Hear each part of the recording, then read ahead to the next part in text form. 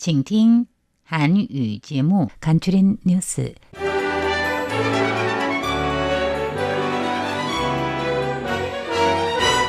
(2월 4일) 수요일 간추린 뉴스 헤드라인입니다.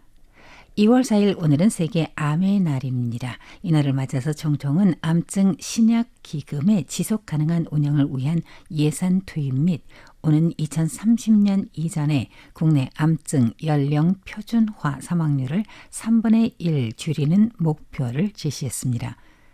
작년 일본 오사카 간사이 엑스포에서 각광을 받았던 타이완 주재관 타이완 테크 월드를 올해 2026년 자이 타이완 등불 축제와 접목시켜 재현할 예정입니다.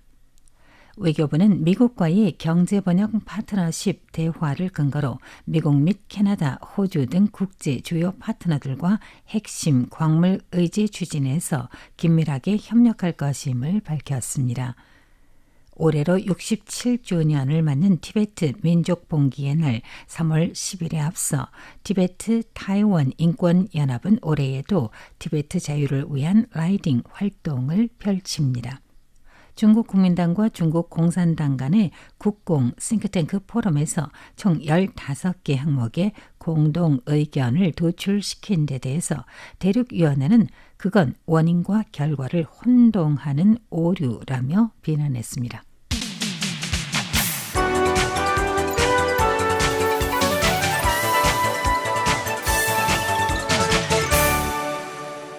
간추린 뉴스입니다. 2월 4일 세계 암의 날을 맞아 라징더 총통은 사전 녹화 방식으로 2026 세계 암의 날 활동 담화를 통해서 정부 당국은 예방, 검진, 치료, 케어를 주축으로 국가 암증 방지 치료 계획을 추진해 정밀 의료를 강화하고 암증 신약 기금의 지속 가능한 운영을 위해 예산을 투입하겠다며 오는 2030년 이전에 국내 암증 사망률을 3분의 1 줄이는 걸 목표로 했다고 밝혔습니다. 라이 총통은 작년 2025년 10월 말까지 20개 항목의 신약과 16개 항목의 확대 급여 급부를 편성해 12,300명이 수혜했고 지불 금액은 뉴 대만 달러 근 122억, 한화로 약 5,613억 원으로 예상되는데 앞으로도 정부는 예산을 편성해 암증 신약 기금의 지속 가능한 운영을 확보하겠다고 강조했습니다.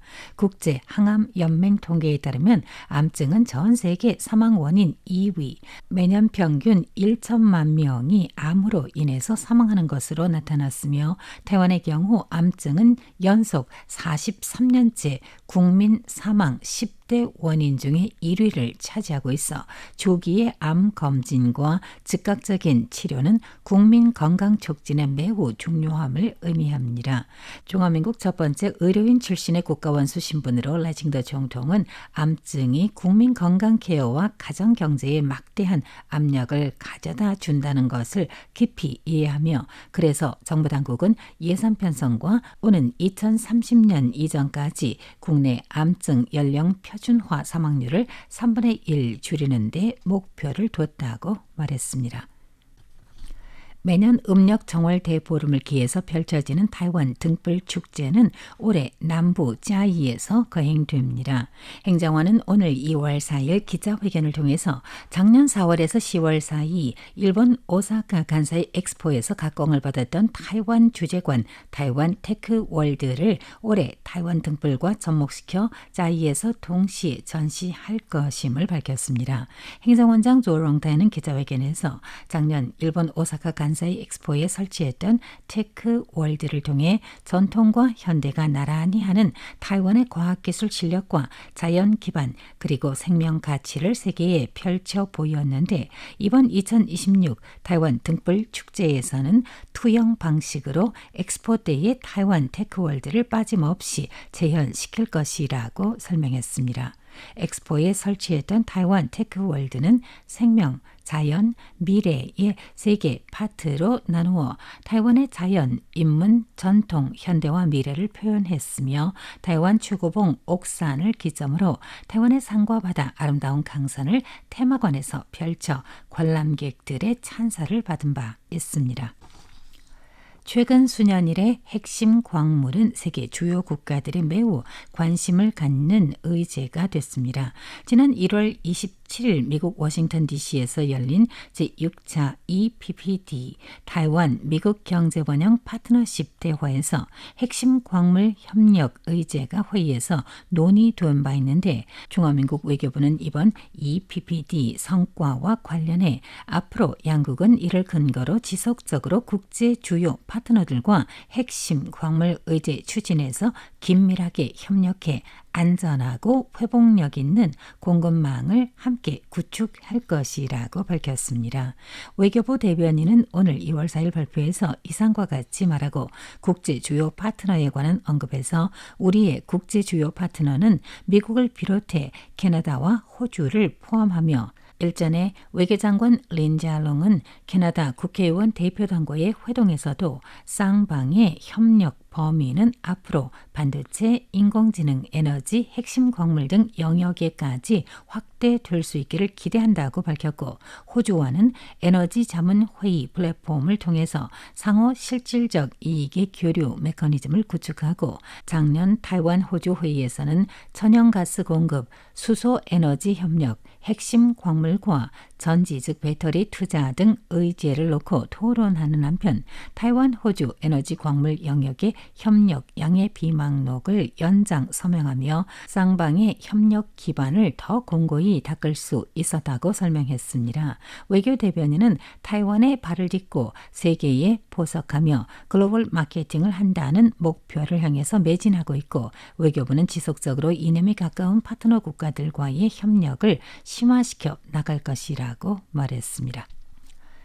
올해로 67주년을 맞는 티베트 민족 봉기의 날 3월 10일에 앞서 티베트 타이완 인권연합은 올해에도 티베트 자유를 위한 라이딩 활동을 펼칩니다. 오늘 2월 4일 티베트 자유를 지지하는 인권단체들은 올해의 라이딩 행사를 고하며 타이완 사회가 날로 심각해지는 티베트 인권 위기에 지속적인 관심을 가져줄 것을 당부했습니다. 타이완에서는 지난 2004년부터 매년 3월 10일 티베트 민족 봉기의 날을 기념하는 가도행진을 벌여왔고 2011년도부터는 티베트 자유를 위한 라이딩 활동을 전개해 라이딩 행동은 올해로 16년째를 맞습니다. 라이딩 활동은 티베트 인권뿐만 아니라 지금은 홍콩과 동투르키스탄 즉 중국 신장, 남몽골, 미얀마, 우크라이나 등지에서 벌어지는 인권 탄압을 규탄하며 자유를 호소하는 행동으로 확대됐습니다. 티베트 타이완 인권연합 사무총장 다시 제리는 오늘 여러 인권단체들과 함께 총통부와 인접한 228평화 공원에서 출발, 이 법원 앞에서 기자회견을 개최하고 릴레이 라이딩으로 이어졌으며 이날 라이딩의 종점은 타이페이 101 타워입니다. 다시 제리는 중공이 아무리 탄압을 한다 해도 티베트는 세대를 이어가며 목표를 포기하지 않을 것임을 강조하면서 타이완 민간단체들이 티베트 의제에 대해서 지지해주고 있는 데 대한 감사를 표했습니다.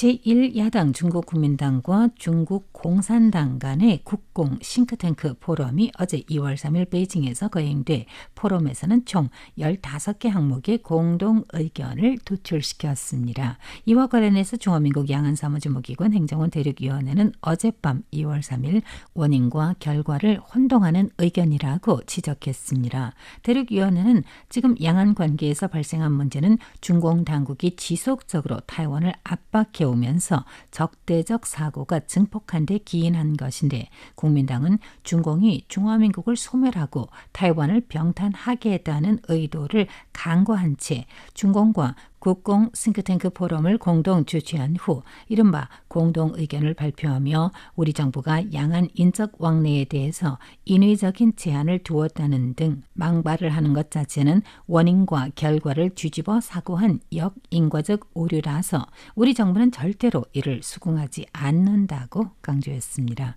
대륙위원회는 중공은 우리 측의 공권력을 우회하며 우리 내부의 분열과 모순을 조성하고 우리 국민의 인지를 오도하려는 속셈이라며 국공 양당의 이른바 공동의견은 중공의 타이완 융합과 통일전선 정책에 장단을 맞춰주면서 서진 즉 중국으로 진출하는 것을 꾀하고 중공에 의존하는 과거의 수단을 쓰려는 것이라고 비난했습니다. 대륙위원회는 양안간 정당 교류는 타이완 주류 민의를 거스르지 않고 중공의 통일 전선이나 국제사회에 전달하는 메시지를 혼동시켜서도 안 될 것이라고 강조했습니다. 이상으로 간추린 뉴스 끝마칩니다. 진행의 백조미입니다.